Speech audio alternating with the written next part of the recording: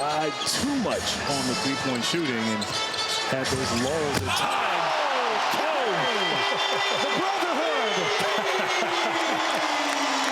Jayson Tatum with the highlight of the night. Welcome into Celtics post-game live. Scal, Amina Smith here with you. The Celtics beating the Sixers 117-99 with that emphatic dunk by Jayson Tatum in the fourth quarter. And Scal, at halftime, your analysis of how the Celtics are playing, they were chilling in that first half. They kick it up a notch in the second half. How did they get to this win? Defense swarming around. You saw the early initial run, 15 unanswered points by the Celtics to start the half. Philadelphia's going to make a run. That's all part of it. But every time they had to, the Celtics flexed their muscles and created some separation, including that ultimately being a blowout. Eddie, how did the Celtics show their dominance in this win against the Sixers? I thought in the third quarter and that was one thing that I was interested to see, how were they going to come out in the third quarter, and they came out like gangbusters. They were buzzing around defensively, offensively. They played with force. Their cuts were hard. Their screens was hard. I thought Joe Mazzulla did a good job with some of the sets, getting Porzingis on the move against Mo Bamba at times. They got the easy dunk for him.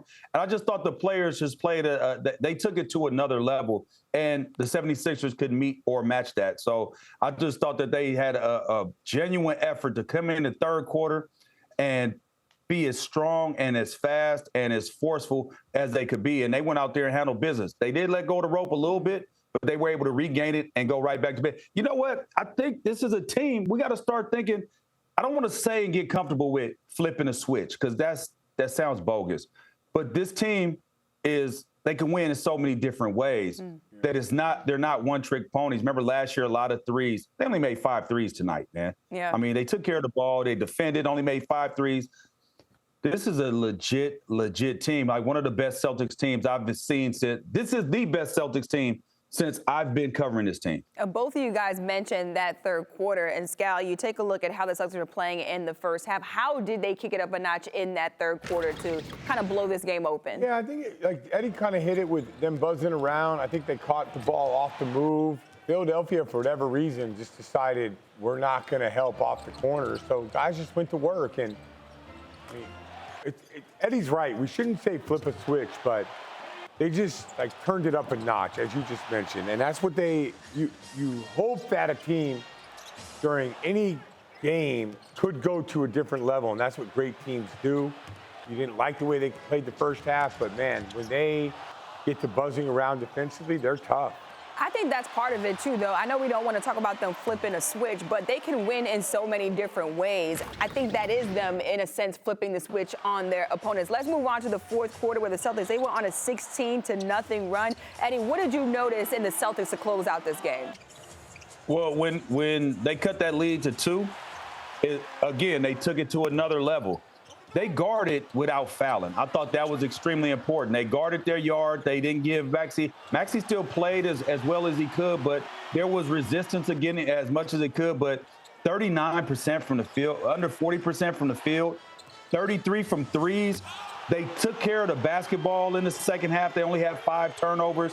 They dominated the paint. They just played. This is what this team does. Like what I've been peeping is that it doesn't matter how they win or who it is that gets them to win, as long as they do win. And they do it in so many different ways. So some nights it's one guy, maybe 3 guys together, but then it might be a collective on the defensive end. But then it might be a guy that has to take over in one of those quarters like Jaylen Brown did earlier in the second quarter. It's so many ways that this team can win, man. And I'm telling you, it really feels good when you're watching a team like this and you seeing them grow in front of you. Watch them lose in the finals. You watch them lose to Miami last year. And I feel like that team, especially with the additions I'm just talking about the guys that were here, they are no longer in that same mindset. Like, they are so much better than they were last year, let alone 2 years ago when they went to the finals. The Celtics really flexing that versatility. Meanwhile, Jayson Tatum with 28 points, 11 rebounds, and 8 assists. He's with Abby Chin after the win. Jayson, the Sixers cut it to 2 in the fourth. You guys came out of the huddle, went on a 15-0 run. What was said and done, and what keyed that run? Just responding to their run. It was bound to happen throughout the game. And It's all about how you respond.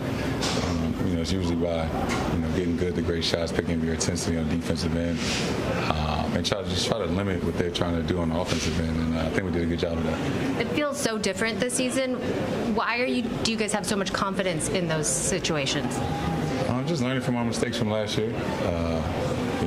Through experiences, you personally get smarter and learn from things like that. And I think we've done a really good job of, going over those situations in practice, watching it in film, and recognize in real time, when we're doing something we're not supposed to. For you, you finished 2 rebounds shy of a triple-double. Do you think about asking Joe to stay in? No. I turned 26 on Sunday. I'm getting old. I need some rest. You did get to the line, though, Jayson. Thank you. Congrats. Did Jayson Tatum just say at 26 years old that he's getting old, Scal? Did he say that, or did he say, I'm playing a lot of minutes the other day, I need the rest? I heard that too, but I heard 26. And he said, I'm 26 and I'm getting old. Yeah. Oh, come on. I was like, wait a minute. I was like 26 and old. I guess so. Jayson Tatum with 29 points in tonight's win. Eddie, we know that Jayson Tatum, with his game so far this season, he's not forcing anything out there on the court. Where was his fingerprints in this game? All over it. And think about the steal that he had with the dunk, to end up getting the dunk, and just taking advantage of his mismatches, taking his time, not forcing anything, trusting his teammates. But again, he had the 11 rebounds. I always say when he gets 8 or more rebounds, I know that he's engaged. It's going to be a really good game for Jayson Tatum. He didn't shoot the ball particularly well from the three-point line, but he didn't have to because he was able to get to the free throw line and get some easy money and see it go in. 15 points in the fourth quarter. That's the closer right there. Like, I don't know what more would people want from an MVP caliber player than the things that he's doing. He makes his team win. He makes his team better. He shows up in big moments. Yeah, Tatum, it was one of those moments where I'm going to get other people involved starting early, but if I need to take over, I will. And he had 29. He's a quiet 29 because I think he was just living at the rim. As you can see some of these highlights. Not a lot of threes today, but just attacking and getting to the cup. And just an emphasis on that fourth quarter, though, too, for Jayson Tatum. 15 points, really taking over the game when he needed to for the Celtics. Let's switch gears to Jaylen Brown. 31 points, 6 rebounds, and an assist. He also had a steal in there as well. And Jaylen Brown, he really shined in that second quarter. Eddie, what did you see out of Jaylen Brown when the Celtics pushed to get this win? Well, you think about that second quarter, right? That was like, or that whole first half really is where we were like, oh, they're kind of coasting, they're going through, but Jaylen Brown wasn't. Jaylen Brown was the biggest reason why we had the lead going into halftime. Without his performance in the second quarter, I'm not sure. I'm sure that we would be down at that particular time. But it's just the way that this team is constructed to where Jaylen could have his get-off quarter. Jason's going to have his get-off quarter. Porzingis might have his get-off quarter. But I just like the fact that he was attacking, man. Aggressiveness.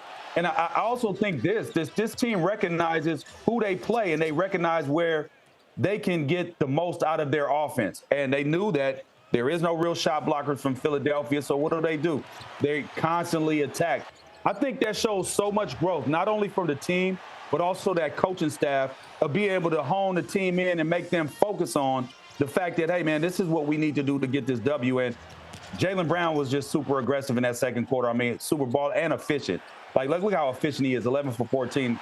That's called balling. Yeah, I agree. He was efficient and he attacked. And I know we had a conversation, I think it was about a month ago, about Jaylen Brown making sacrifices. I don't think he has to. I think he can go out there and just destroy, get downhill, look to be aggressive, set the tone early, come out to first, come out to third. There's more. Sometimes a game could dictate you scoring 40 that night, but I like that version of Jaylen Brown because of this.